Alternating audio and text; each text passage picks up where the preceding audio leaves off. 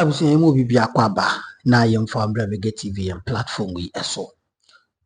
Kwame Asare Obin Gumwa Central Mrashi Bidjani dodo na aboni samna ne Kwame A-plus na odi simbi aba monten so na wabo President John Mahama and NDC aban abaso papa ohwe enema ekoso ewo aban ni mu na ohwe sede omode hihye any sebi enema any hawa omode corruption ni mu nsensem asase expose na omoye ho adwuma na osusu se aban we obebo no homode na osusu se Ghana for so omo ani agi the directional John Mahama and NDC omode Ghana eko na mempese mekase bebe yebeko yekwa akuti nsema Kwame Asare Obin A-plus editor edwa United Showbiz when you United Showbiz we mpunimpu United Television eso na yekoba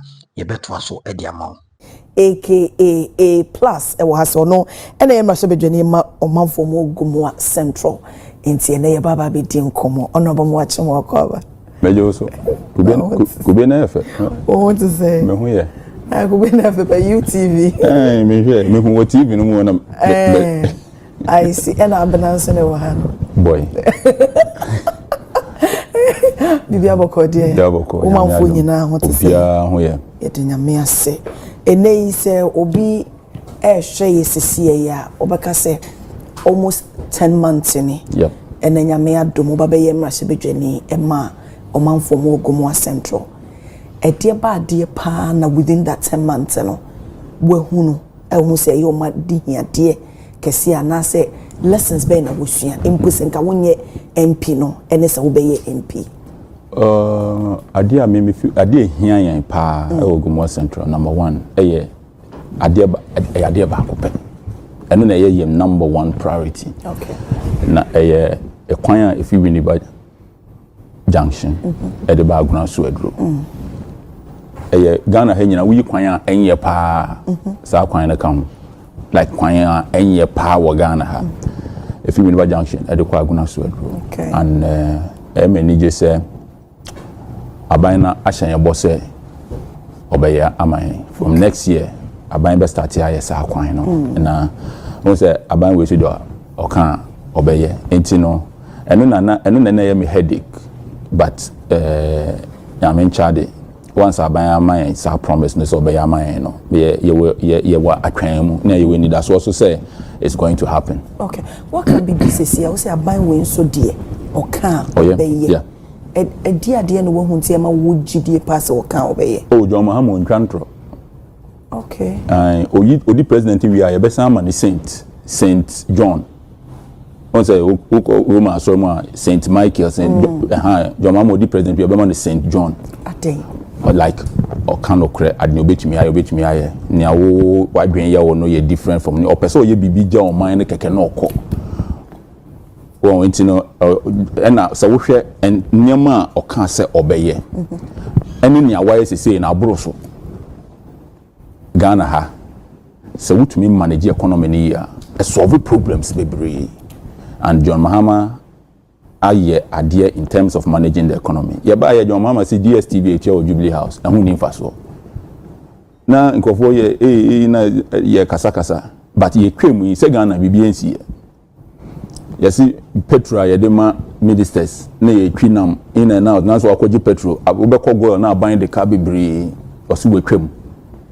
There are so many interventions that John Mahama ya amasika anka ye spending no ye manage ye sika no responsibly enu nko ya de bia say dollar eba for mo e solve Ghana problem bebre ono no be bisa say sa DSTV CK yeah and sa fi ono eno kampo no binum raise concerns bebre say there are certain special duties be no want to mean kase wo mafio but inti eno kana nke so mo di nchiremu yeba but talk of DSTV because ne CK here no na Ghana ye no ya hia no ye wa hia nketen ya ye bebre obi wɔ 99 million 999 million aka one ahia ba ko no wa ye billionaire onya bi enti we ya ahia wa ha na edi kakra wa ha ya ahia wa ha wo de bebo mu at the end of the year auditors report na beba no auditor general report na beba no na ya ahia na ye bebre enti ye tete so nkakra ewo every sector nyoma na ye ya sika no ye se no John Mahama on ka se o we de ya ahia eno na ma akufu ado aban na nko ye ya ahia wa ha we di kakra wa ha ya ahia ye di bom no na ese obi edi 2 point something billion enti John Mahama sisi ne din foforo don't give small money chance me mas sika ketwa kwan ma ne mfa ba bi ho na kese no so be fa akonti o block ni nyina na edi oman no ho dwuma look John Mahama has stated clearly that next year the entire Ghana will be a construction site. Before Ghana hebia no ye construction. The entire country is going to be a construction site, which means that every place, every district, there will be roads. Minister for Finance or kind budget, also was selected about 165 or so constituencies. Every year, be about 10 kilometers of road. Let's just say every year, be a client to say 10 kilometers. Be say, in fact, say domain at the best call. No, about 10 kilometers. What? It be in front of Anchor, right? Of Anchor barrier. At the every year, be every constituency 10 kilometers of road. You are selected, and next year it is going to begin under the big push program. There's so much that is going to happen. Say your boy is kanano kakra need to go. Ni anya say we di kakra ya here. Oh, ma said sika ya here. Oh, we sika ya here. Say your boy is kanano a oman be ye. Okay. Best 3 days ago, 4 days ago, Goma Central Special Economic Zone, no a ceremony a course na nipa bai. Yep. A titiri ni nintini for a bypass. And prior to that in the company, Oman Penini Eka Wasem say about 21,000 acre, acres of land and a big developing industrial park. Because man komodi a course pa. Ene say ye share ASA economic industrial park here na say Gomoa being a economic industrial hub. Ubi tinge a lay person the baby to us na we dey say ye potokasa die ne die ene bekom. Ne person ye Gomoa no ade a John Mahama started say under Naban the first term. This way na say the first yes okay. Yes you di kan buy obaye no nanka obeye ye be see factories Gomoa. Okay. Baby Gomoa edano is the second busiest trade corridor in the whole Africa, the Abidjan Lagos corridor. Most nipa bebre why you know how to monetize enyoma. So if you Abidjan be say Lagos. So if you Sierra Leone, so if you Senegal, obefa Gomoa abefa Winneba Junction. Asan abefa Gomoa biom abaka aswa. Sa kwan we ekọ Africa hu nyina ahia. Ofa Africa map na ubi Winneba Junction. So ofa sa kwan so obetumi akọ round asan besi obiem. Enti bebia Nyankopon den ato no. Eno kwa no eye bibia eye valuable. But it takes people omote saade na ase to understand. Nkofo bebre kwa China omkotu nyoma no mo de aba abeton. There are over 1.4 billion enipa in our Africa. Na omampeni Mahama hu say yetumi at the factory now nkofo be plane no makoto nyoma o China de aba no yetumi si factory no ha sa kwan so na obia nam enti ebema nkofo be gina ha ato nyoma enti na mampeni kan say opese o ye 24-hour economy. Say you see factories, you see residential, commercial facilities, all the 24 hours no, edwuma beko so, you be employing crofo, you be produce bebre, you be export bebre. Ghana, your economy no, we are in an enclave economy. I can say economy enclave economy. I just say raw material no, even though we raw material ni bebre, but anyoma na we export no, ensan mba o man no mu. What's the raw material now they call no more akoye to say kuku add value to no more the asan be 10 times the value.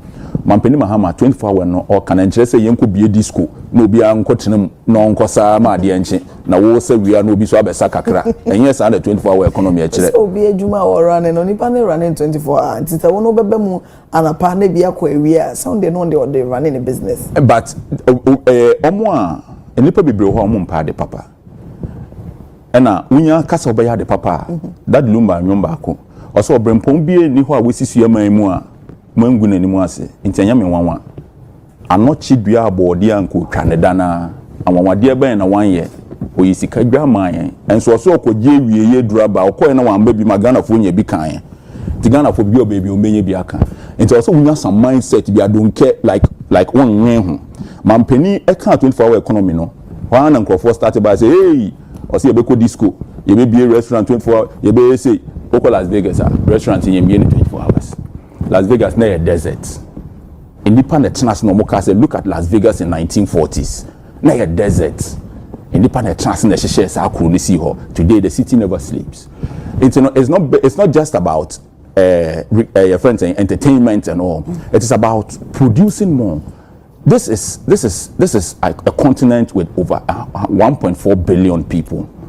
Say over 1.4 billion people were here. What we have to do is also making sure that Africa continental free trade a year ago. Send a bay a bit near produce her.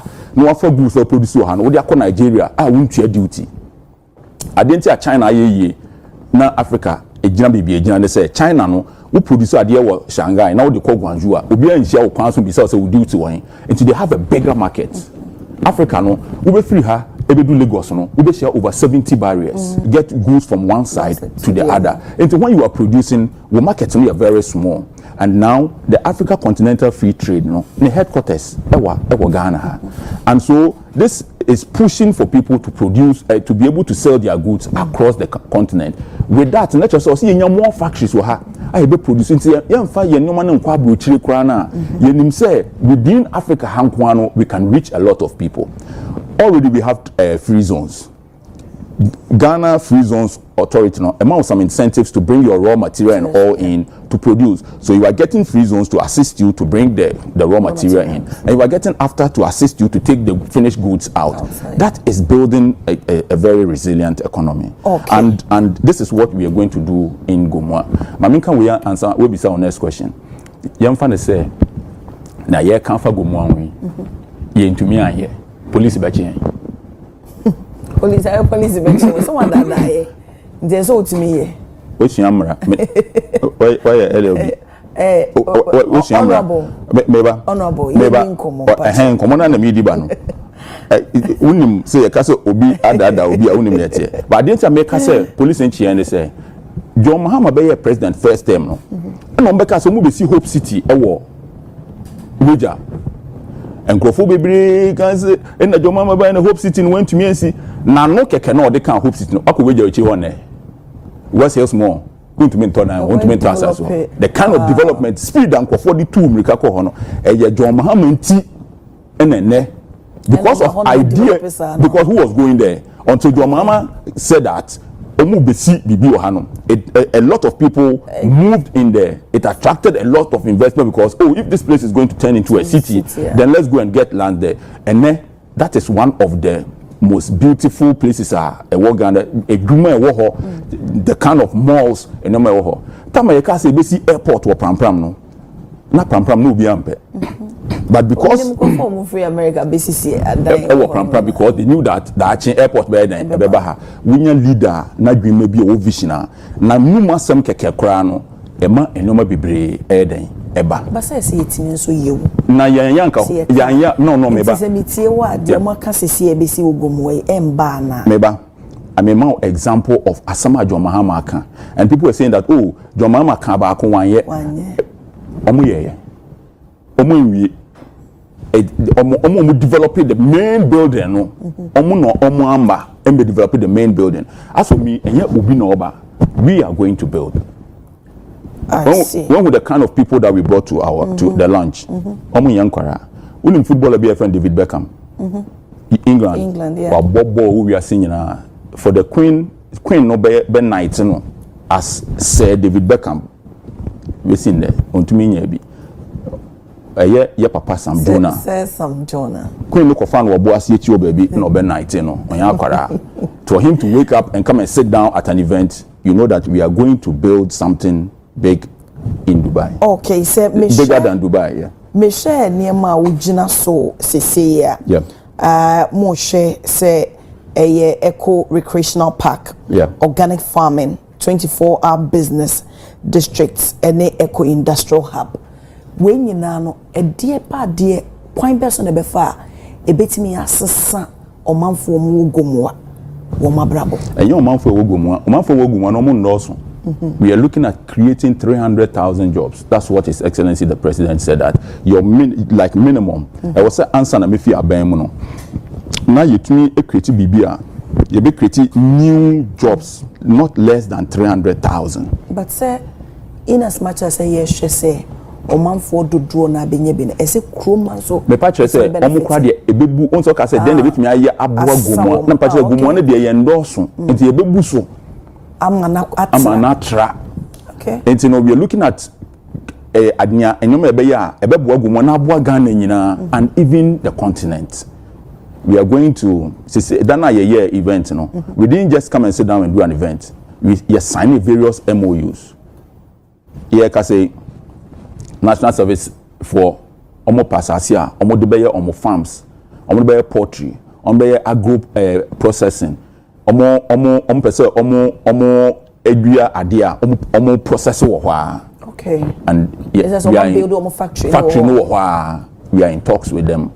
Here ka say Ghana Heavy Equipment Limited, omo pese center, omo de equipment no. Heavy machinery, bulldozers, all that you're there quite to person see a center for servicing for Bibia Ewoho.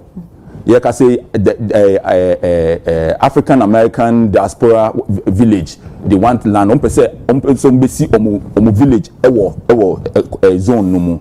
So we signed about 7 MOUs. We have another group that wants to do medical tourism. And nipa bebre omo yare omo South Africa. Omo yare omo ko India.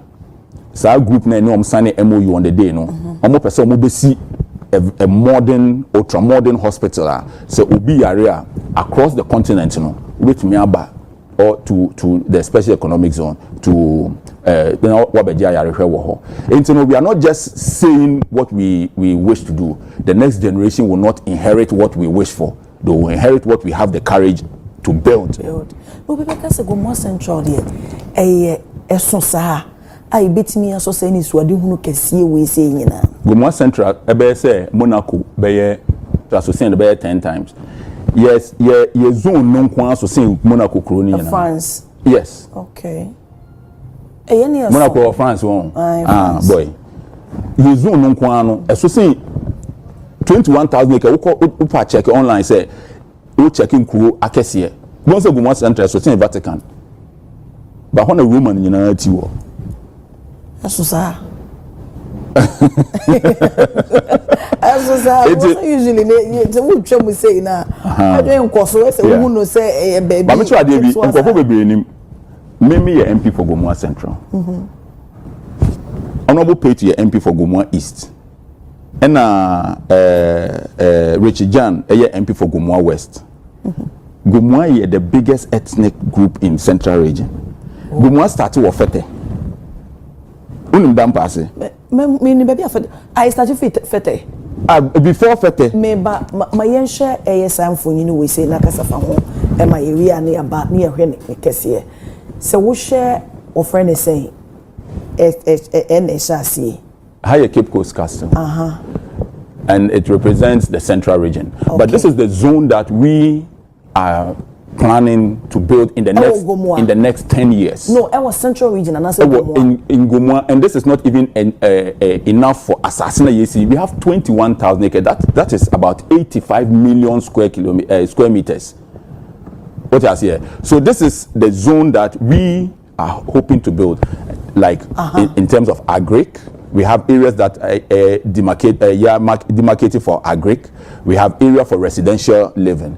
Now, maybe one thing. This is like a business district in Gomoa, and what we are doing is very simple and straightforward. Ghana, the biggest problem a yewo wo memu ha pa ne se wokoto asase ana meboa yen ye create ade ne such a way a obi a wo Ghana ha na se wote outside Ghana opese woto asase e wo Ghana ha sidan ubetumi ato asase wo gomua esidan a wonfa wo nansi gomua da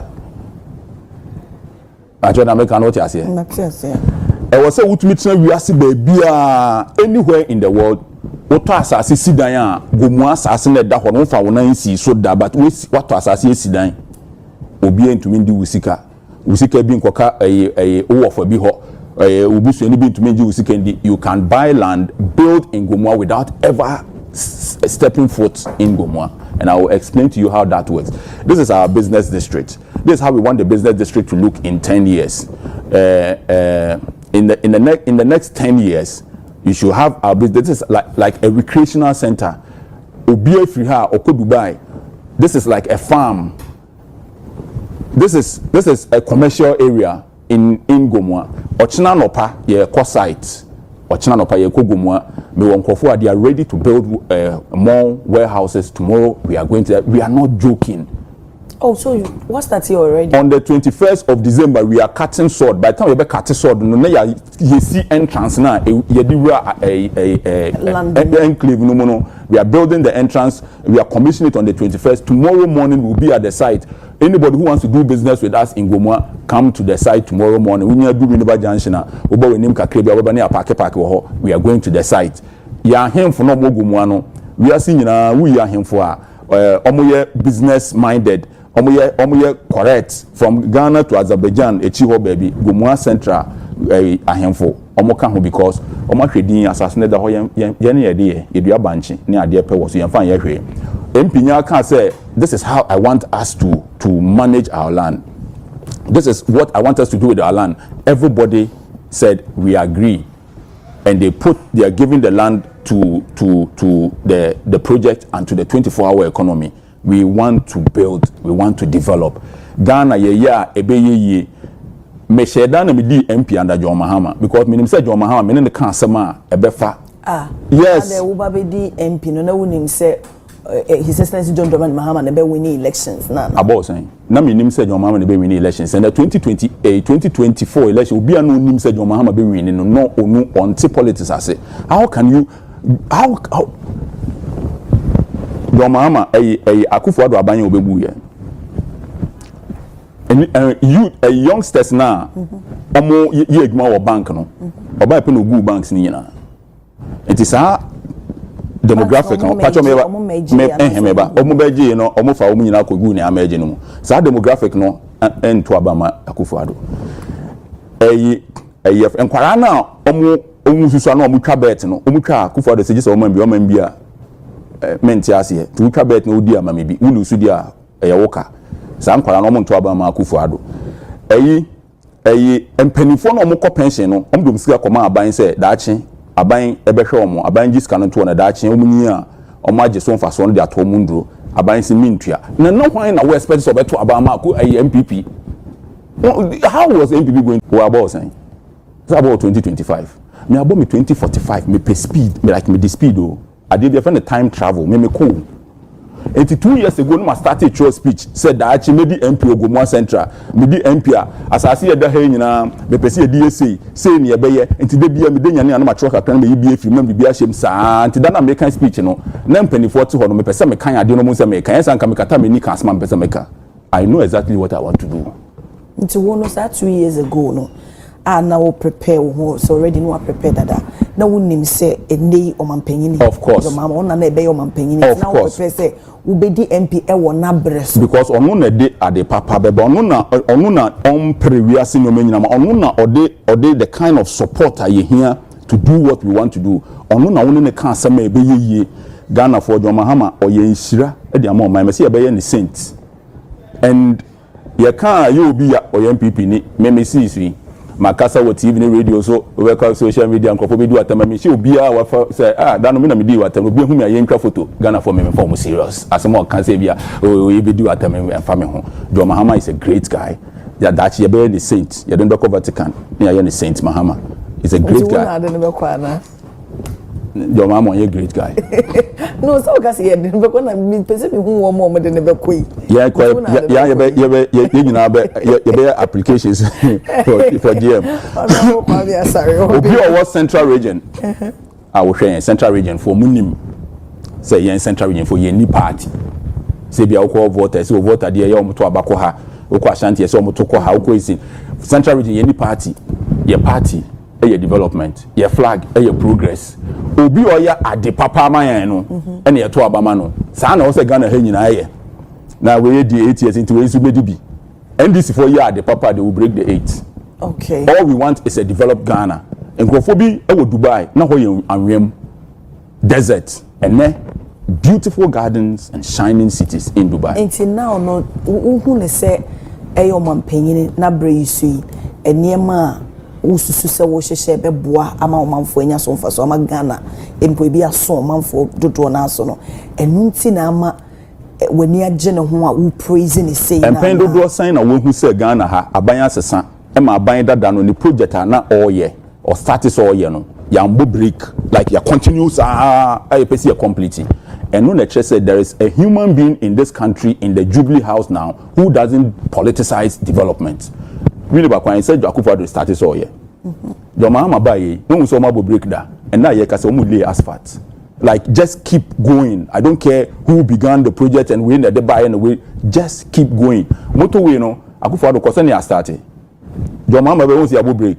Yade ebeboa Ghana keep going we nipa say ono kwamni wadenti obi ansoma no kaka na menkobio it's the next question entinka there be say one of us me interested one of the okay unim die entinka wonkobio ususu senko wonkobio I didn't know 4 years be amoto aba me say ususu senko senka China eto aba 4 years and come na yeye na obenya nkofo be trans social media and now the lawyer of hwan and now constitution hwan na obetwa tintin Dubai, you're about 4 years. UAE, you're about 4 years. The biggest problem we have in Africa is the kind of democracy we are practicing.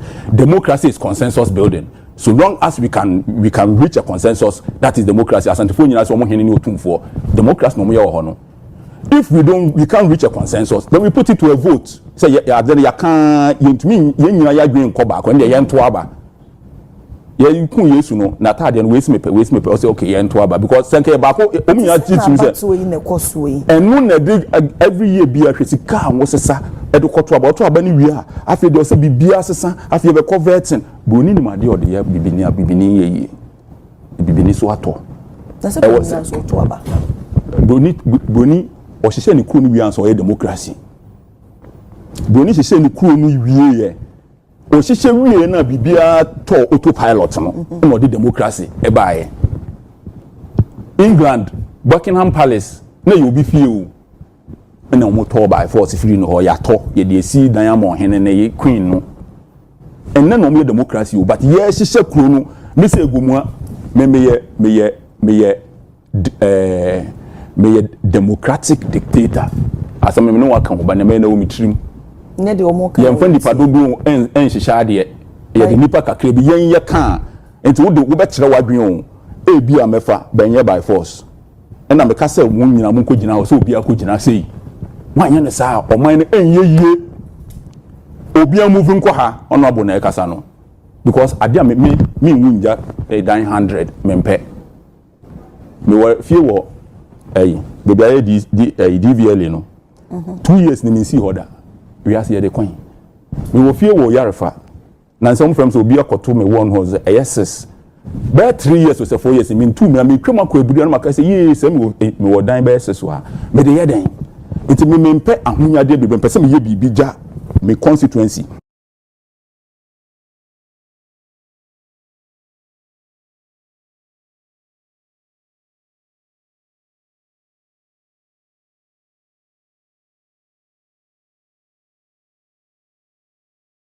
Ene Ghana sana intino eno sano nyame meka no eye final na se de woboboso yi ahonya de ne se ka me pa say eye na nka me ye saa nyoma no se wunye Japan me de ye de Ndra Elon Musk the richest man in the world osi ne diapade no nyina no ohu se delay no nti ompe we have to build a country and now the benya na yesi we yewu me nka ebusuafo ya obi ti helicopter akobo from wewu we are say de ko he I want to build And this is the person John Mahama is. John Mahama wants to build Niger Bibi Mechirima.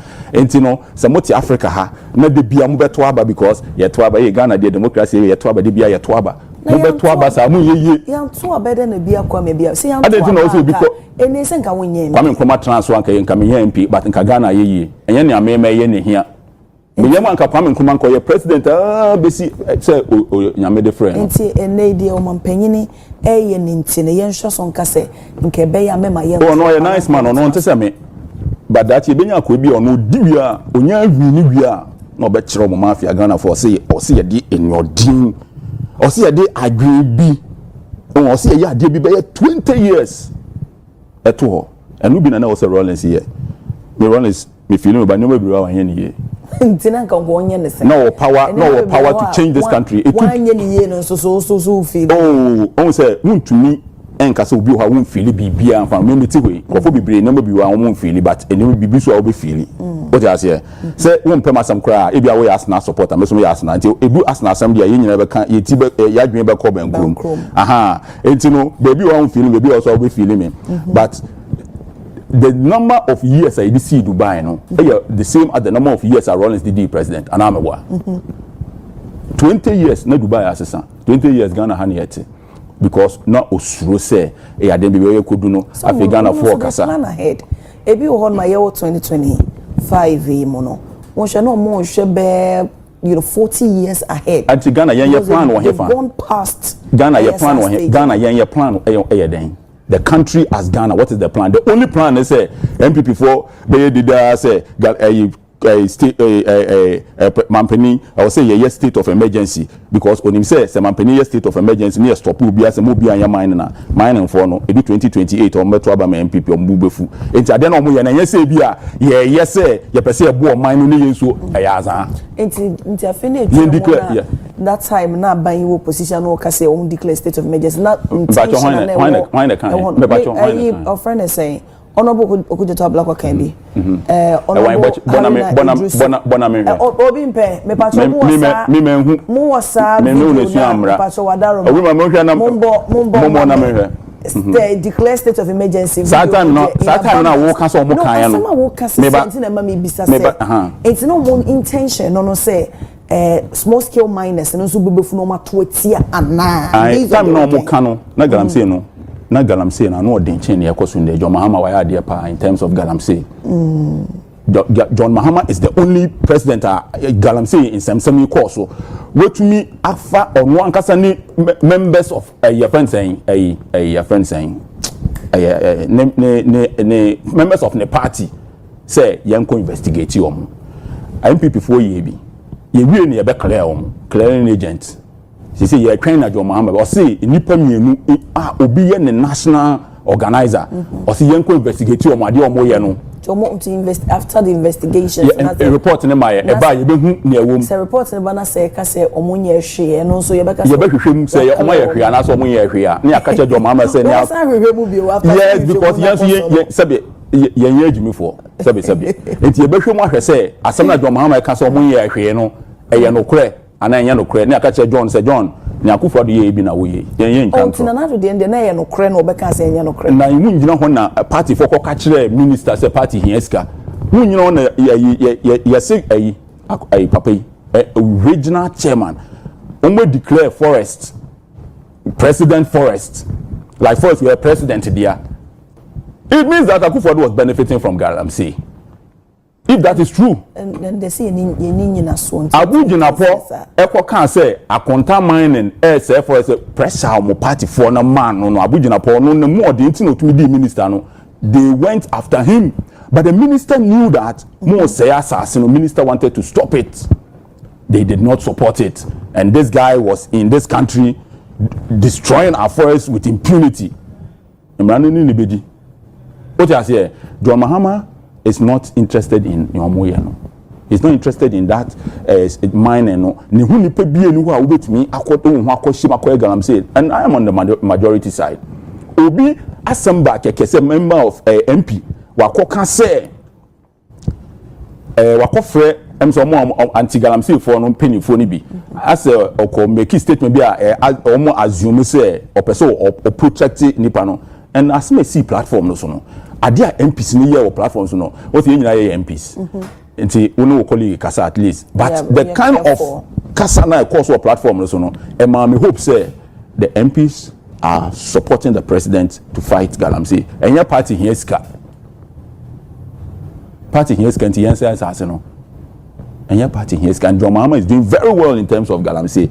He will not declare a state of emergency. And your NPP for the better how to stop galamsey. 8 years. And your NPP for the better how to stop galamsey in Ghana. But CSOs ni binom so show my drain efa ho can say no so bitime aboa recent year Dr. Barney Champon can say and can stop it mining no in yes be a state of emergency but for 90 days said the one bitime de restructure and near mine no obi be catch us me a small scale miner make it a license make kai so pass one MP better na can say one more small scale miners ni nyina enkita mining license but a prospecting a license in the which and also a ma kwan says to a former good deal. I was say obi afra enti kasadi obia omuyina enjai and the president and the say no crest adia many president and minals commission boss no in come unity but me na me me ba say e no kra because why must it be like that I didn't think I was say yes then I me patch say if it is true like that I was say obia like the whole minals because you cannot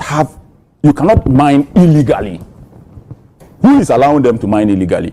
Nobody will stop mining for 1 day, for 2 days. Mining will go on in this country.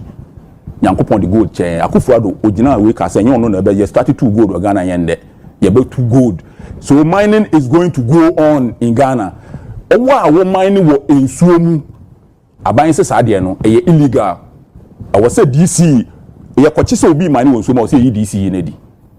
As area na of course now we this not so for too gold wo nsuo mu a wo si wan hu that's what we omo ho na ekọ enti no ye chinkofo na I say wo this na you the straight because we dwuma ne se obehwe se nkofo wi omo ho nko sa na edi buman edu ba bia e wo say ye hyeda nipa bi wo ho a sebe ansa na England wo nipa a omo ewu first ni edi nipa edi utisha adiem ni etwa yes en kane no en na ye yes abata na obekọ jail.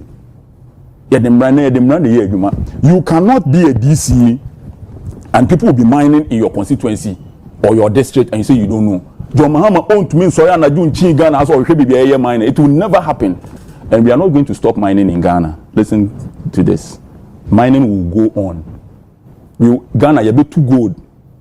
Your form good. But the institutions, police, yes, now say stop galamsey amen ko jeje nkrofo sika. NDC ni penny bi ma report na mama penny twan me pesa me nya evidence we e de ka ho na wonya evidence na wo report ai because pesa your friend no na e di kan ka kire na ansa na e bia ba ta me nya evidence no wa say nyoma bebre NDC ni penny bi osori anu afa ha no akwaji we site no afa ha no akwaji we asase okwaji madam for ato ni all blacks ya na di anu ti nipa na me kan onim no nia all blacks team no so do all blacks ya dey no koje na site wo ho baabi enti wo na America asem wo nim ho na nsen so ayi me friend madam for me kan so onwo ne no sa nipa no wo hyem na wo yebia ye beyi wo firim na NDC ya ban bi a so obi ye bibi na enye na sa wo kan the party for no they don't come against you to say NPP ade na ye wo ka chom se na be bo mo na party for no nyina they come after you because you have power. NDC is not like that. Okay. We are not going to. Of course, we are not going to declare a state of emergency.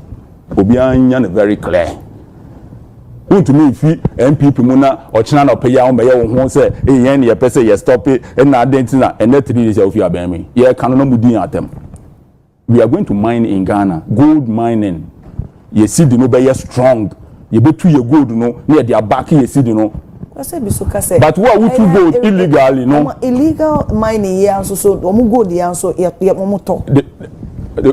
evidence being a no to omo de ko hen evidence yeah the omo de ko Abidjan omo to illegal for say omo smuggle for Abidjan and so prevent smuggling of gold and pacho gold board prevent smuggling of gold pacho uni must be to say Pentecost amaya there uni must be to say Pentecost Christ Apostolic Methodist Roman uni some prevent adwaman uni some for that so bo It's all coming up, say. And now, how can you expect say when you start to say maybe I'm for cocaine and dealing cocaine?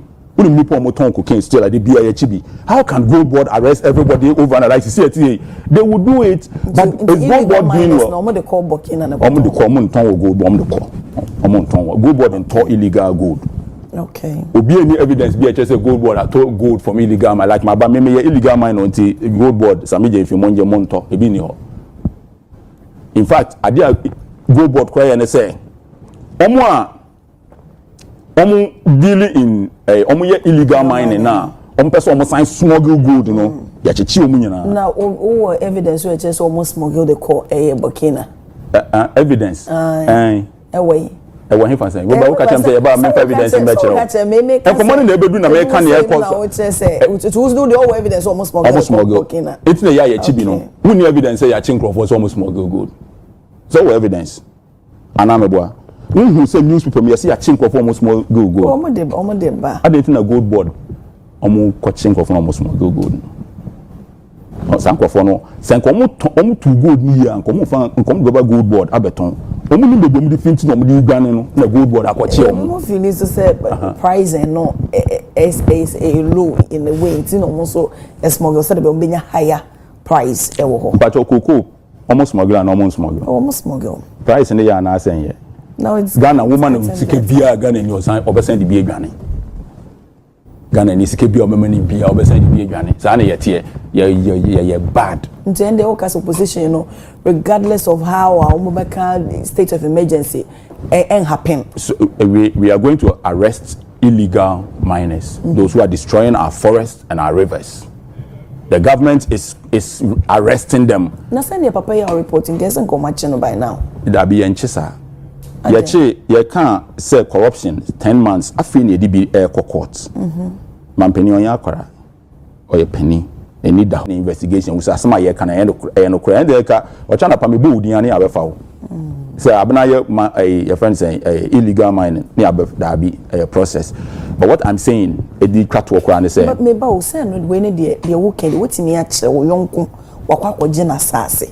Oh, of course you have an evidence as a senka mo twentwen. So by now no the issue no say.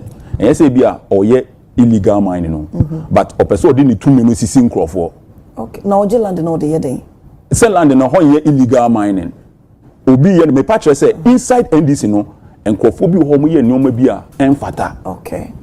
NPP time no you see be stopping that a gold mining. Ye be je wasase na age mu gold. Na nkurase 40 omo na ya be je wo mo nsem na ye de ama obi na obi be ye. Ye kwa na yakoji nkurase for gold. Na yafa. Sa nneoma no udi bi ba ban we mu ya be ka kire John Mahama. Me mampeni we madam for. What I say? And I make the whole world me concerning. We are there, I catch the president direct. Like, yeah, me no doing come up because the person buying ye. Me idea me fair we as John Mahama and NDC because of minister obey Ghana ye. And the young man this and man. And I'm saying, maybe a social media near go we are going to some can be. When I didn't me report you me na.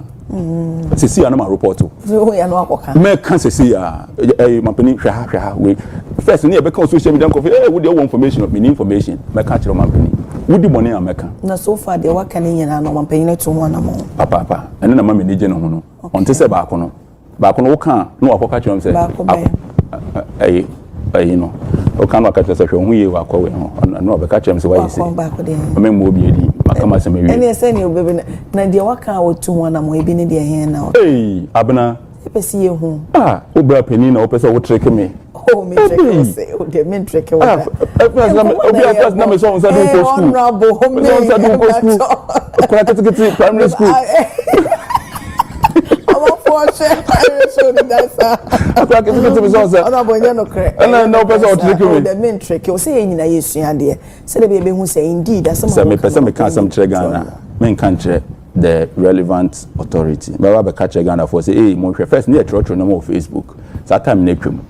They say assembly o ha. We for kwan. Be say be me pese aban no e very stable. Na to focus in developing. But then the outros is no be. Da be no ko kan. Da do ko kan omuntie. Nti afi be kan abonte. And who say aban we tie ni nti. We do tie nti hu hia say ko kan abonte ko aban we tie asem. Wunya ka asem na you deal with it. Nti no And yeah, they also say na can be chire ya de what can you deal with it na. I don't be Ghana for beti. Dabi. Okay.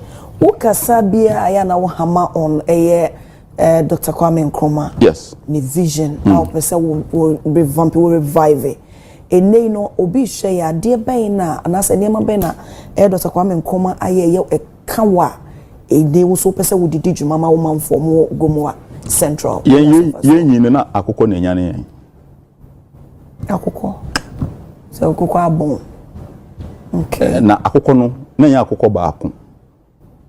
Way back some 60 years ago. Na ye denya ne anopa so mu feeding akokọ no Pomaze poultry farmer. Eno ne nya ne. Now it was the biggest poultry farm in West Africa. The whole West Africa, Pomaze poultry farm was the biggest. So if you did make kai yesusa you did be na if you and like any poultry farm no, like if you be in the middle it would na ho poultry no, and say almost no mu feeding coconut did no and egu Kwame Nkrumah see Pomaze poultry farm, which was the biggest poultry farm in West Africa. We no see feed mill say akokọ no ye be na eduane wo ha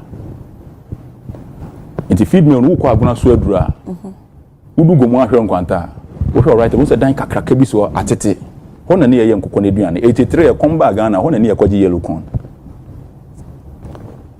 owie no so wo fa apam kwan no so a o right hand side be obeye hatchery ne ye akokọ ne ba no e wo ho nti poultry farm ne yankra akokọ ba mfira brochi enna ye ka sei Ghana ye kra akokọ ba Kwame Nkrumah 60 years ago ne ye akokọ ba no e wo hatch ho ne ye daba poultry farm ho ye nduduane no wo so eduro kwan no ye daba poultry farm ho owie no ye seed company because ye bie buru eni neoma ye de feed akokọ no eno ye after hatchery no okweni ma seed company e wo ho owie no ye animal husbandry e wo Pomaze top ho animal ye nyan ne hwie ne ade wo ho owie no ba wini ba krumu a no pese dwuma oye no we ya menkwa me area asem na meko ho no pese dwuma oye no otumi training krofo mo tie dwuma na ase enti osi Kwame Nkrumah Ideological Institute and the honey friend no South Campus University of Education Winneba owie no be see specialist training college ye training krofo TVET vocational technical and vocational ewo ho and then on the North Campus of University of Education. Kwame Nkrumah na bibie hia no area where say obesi National Academy of Music your friend NAM and then on the Central Campus over Winneba Station hall. This is if somebody was able to think like this 60 years ago. So nipa ba ko to migrate and this was in one area. The whole of Ghana. If somebody was able to think like this 60 years ago, not only WhatsApp, only Facebook. No to me enya TV in Kanasama Obia ente. No to me put people together. He was able to think like this 60 years ago. Adentina yenya ene ye wo ho. We cannot build upon this to create a new Ghana. In the next 20 years, we are going to build a new Gomoa. We are going to continue Nkrumah's vision. We are going to build a whole new Gomoa. In the next 20 years? In the next 10 years, we are going to build a new Gomoa. Okay, so and the youth in every part of this country must also demand that certain and maybe has to go. You be by 10 years time, you be boom no na Ghana.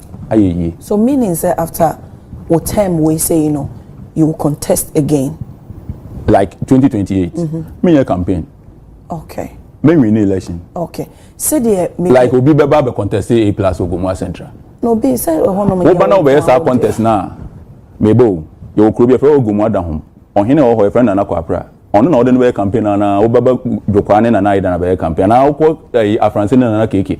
Kro no media constituency media o. Into what says what fan afebo. Me DMP nche. And that's something I'm saying on your show. Okay. Me per time be the create idea be to hona me call. It will be for how long? And no dey men can net. Say be a 2-3. But men che pa there say be a MP for here that be me menche me person me we be magumu afuna fe me gimani we ase ye de ye bewu. Enti na MP no me jai die. O DMP dey on. That be by this time dem me danyane a say me hwe nkrofo ko school or say me mom nyoma my whole life for this period no for taking care of my people. Or some me crop for the next 15 years. But me person me call leave. Me call leave. Me call pension. Besam DMP kakre bi na me call pension. Okay. Once me be me na me driving. Police ni ndi mechi. Me hu ma bra bo say me na police ni afatu no di mechi. Da bi sa bra bo na me mpe. Me start MP for no na let's say no ma me ho kire me. Me Ghana indipadodo no pemasem. Obi a me bodyguard. Untumi ya me. Nti obi antan wo Ghana. Omo amu didi atam social media ko hu person no me twa photo. Kwame A-plus a guy. Enti se wo ka sesi ya so pese wo ja bibi e ma wo me ade na sa abre no edu ho no pese wo mo de kai wo. But me say so de ho ne de do but maybe there's a specific thing now because say your body impe ni aka say honorable Kwame A-plus by 10 years time obi abe hu say Gomua has been industrialized. Okay. We are going to build Yankopon Chenye we are going to build a 350 megawatt solar plant in Gomua. By next year, we will have a solar plant sitting in Gomua. Okay. The whole Ghana, we are baby. Next year, we will be Gomua. Obi say you build a Gomua solar power plant. Okay. And to be there forever. We are Ghana. I am some motor lights 2 cedis per kilowatt. So we use 10,000 kilowatts. Means every day we are 20 Ghana for electricity. Somewhere Gomua. By next year, when we finish building our solar, we will be less than 50% of near Wucha baby. And it's all the way you want to be baby now from bar. We know how to attract the businesses to come with cheap energy. Once we have cheap energy, a lot of businesses will come in. Me jawa mawako said the way see account or watch and say a bra would you see when you so no have a corner near my de Becaio. See, I would not have seen it follow Casa Woka. When he just said, "Your man penny si buna buy." When he just ya woye ho. Nyame adom after 4 years no. E dia de na wusu se Ghana for the bekai man penny. Adom bekai man penny ni say sometime bi obaye mo omo di nani omo ni manka. Omo ma neto aso nkomo ndi nani ankofa metu salamba.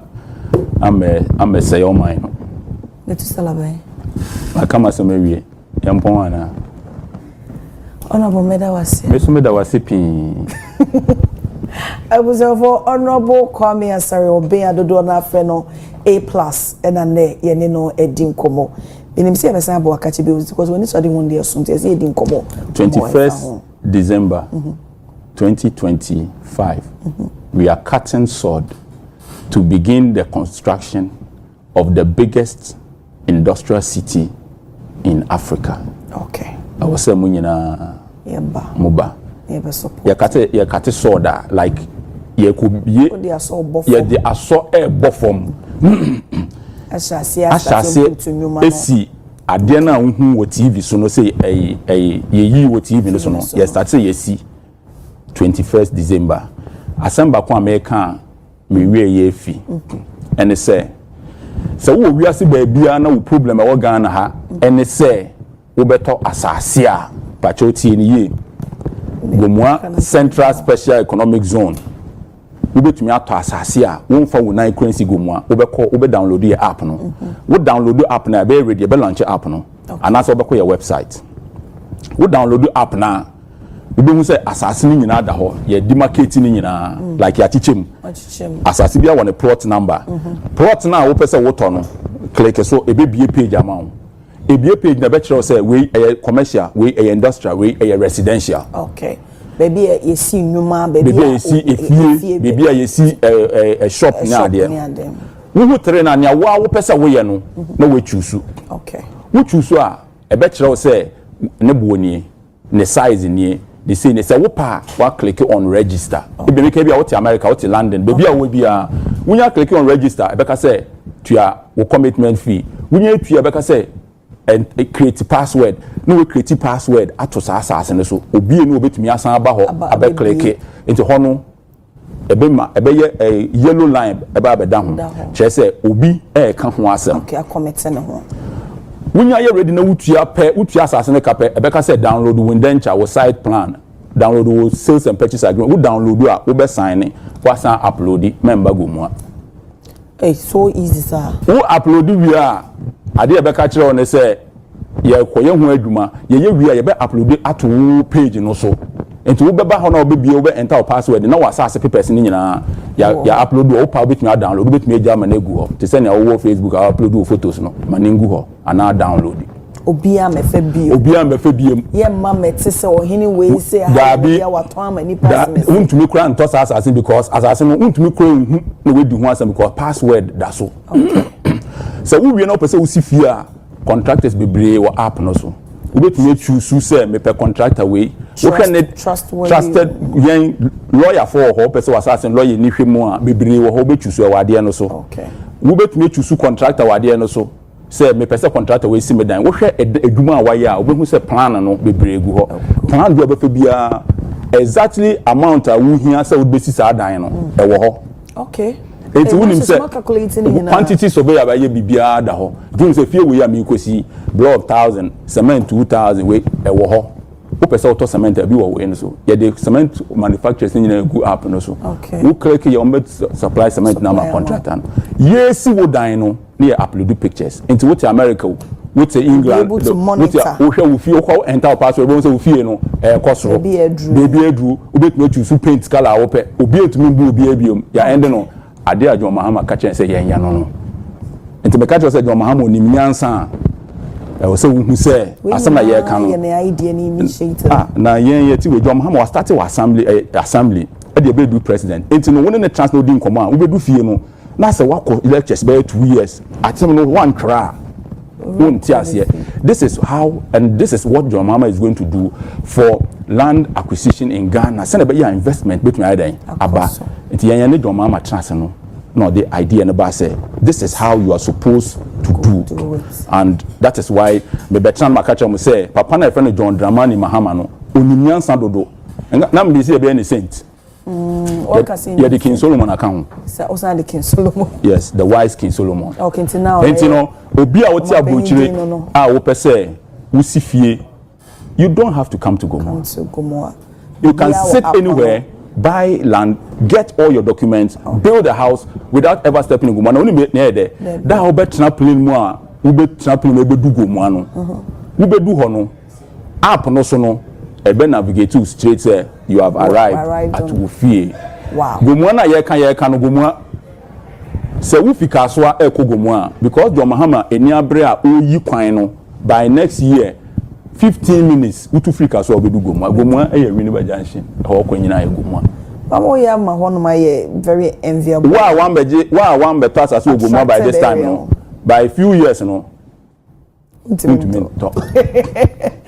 Okay, you honorable e be that's because man na work industry ni ade obama for mo build you know project we say anase be amount for me investment no land ade ho asem ka edin pa it is a multi media she we see egu ama na so easy sad then and as a half of nipa na how no ekọ yes yeah the accident so mama ye nyina UTV me ye nyina na sem tuamka but me that so your staff and the accident bema head of production we DH since year campaign no eno bebre ho ya hyehyɛ ye wura Roger Cote ye videos a ye event no say ye video bi Gomua ne nyina Roger Cote o ye chain free waboan pa and he has been part of putting this whole thing together. Okay. Somebody has said that kesiama no somebody has said that kesiama me wofa say Sam Jonah somebody has said that kesiama me wofa ye Papa Yao Krogbedu say Junior ono Safe Bond Africa ono a chairman ye Krogbedu say Kwame Krogbedu say ne ba Papa Yao Krogbedu say that no program na say me mami gifty afenyi daze ojan de bibia betena say Speaker of Parliament Aban Kingsford Smana Babin. Papa wasemo. Yes. Onim say me de papa. Mo kafa wo ho. Once asa me sheda. Once me mo bia me kun. Once asa me sheda mfa like asa me no man sheda mfa no. Na me first time do na say omna no be chance secure no be chance no ni obe kan me de be den. Like who say bia say sheda mfa no sa. Ba me me bra penny millennium challenge you can say. Is it a myth? Dabi millennium account in you can say mode. Okay. Mode Alex Mode. Oh, okay. Alex Mode Obabe supporting Ebola Ray. He has been so helpful. Obrempong Yamfo Krampa Gomua Edumaku Oman Hine. Yamia Minia, Richard Niama, Quay, and Obetanasi, best supportee and pa Mr. Rig World. Kofi Abandi no your partner. Oh, okay. Your friend is saying Albert Kwame Jumfo, GJ president. So uti nkoma Kwame A-plus Edia na chese ura wi yankasa no. Owo ni swadi huno. Kwame A-plus one of mine. Nkofo a me look up to because ohwe baby na wo free. In politics baby na wo free. Odi kan bo nyom. Obo nyoma ena eja wo twa sini kakra. Ana eni oni na ni namua na wabeye politician. So it tells you say this Kwame Asarobino or a very, very, very ambitious guy. And ocean koma wudi any nema okikana utimusu ura we ubia. Mumana gumwa for man a chance about 2 or 3 times. Ubeti me edi gumwa ako. Baby. Ubeti me abwa gumwa for ama gumwa for etimi aiden. And so ensa etimi aka puntu juma. Inti weye nsema na chese etimi akoso.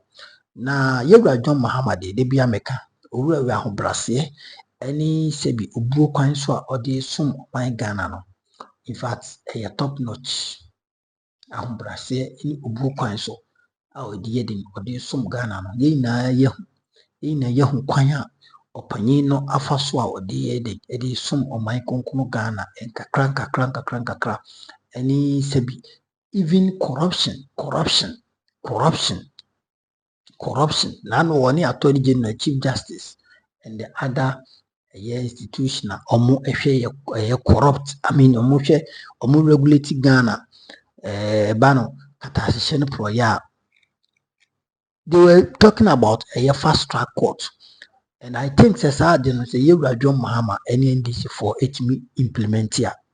Ebebo papa first ebema aban adwuma yini bia ba akondwa no so a obe make sure say no ade a me yi sebi emfa mi nkowie what do you call it ensawom ana say emfa oha bi mbrame emfa enima bi mba. You see, when all these things happen, about a man kofo any abom so because Ghana no sebi corruption no ano. In fact, corruption ano di papa. O said the nkofo we sika ukromu ha na o said the nkofo any oh no sometimes I am a dream ho amentiase. Entino obo se be wie chi e be calculate e be kan we na wie no na chese case na ye basa fast track court no etimi ba na se omo sha se omo implement obi o wie sika bia ni ko jaila ebema enkofo a omo wa ban mu sisi even NPP NDC for you, they will be deterred and people will learn lessons from it.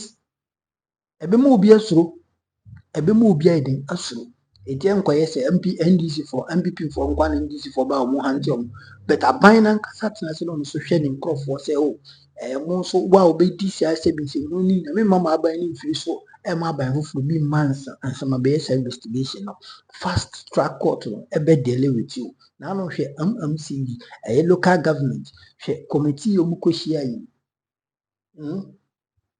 public accounts committee ti insempa EPP mo hono civil society servants omu disika politicians disika enti ebeden no minor kuyi obi a aban adwuma wo ha wo yedu akoto munye politician onso na kuntu na si disika ene Ghana no yeni fapimo because obi a timi disika sa de ebeden no ban na gina wo breko a yenya ne hwe wo breko a yenka hwe nche wo breko a yemma court bi anase yemma ne embre bin dele wetima then obi a timi disika sa emma Ghana ne nkoyo obo se sebi obi a betima ndo opekuma enti anhwe ya emre bi bedru akwara keto akwara no yema ne position a obo so onye adwuma no na wo yedin odisika because oni se ono de sebi emre bi ani ho betima yin bibi enti yesremo saa fast track court no de mma no nyɛ adwuma ntɛntɛm so ɛmfa ɛma yɛ nti wotie nsɛm a Kwame Asarobin ka na kyɛ sɛ ɔgyidie mapa ɛwɔ yewura ɛyɛ John Mahama and NDC ɔmo aban mu osusu sɛ ɔmo betumi aboa na ɔno nso na ayi de constituency no mputudwuma etumi akɔ so kyerɛ wadwen wɔ comment section media no ɛka makra ho papai.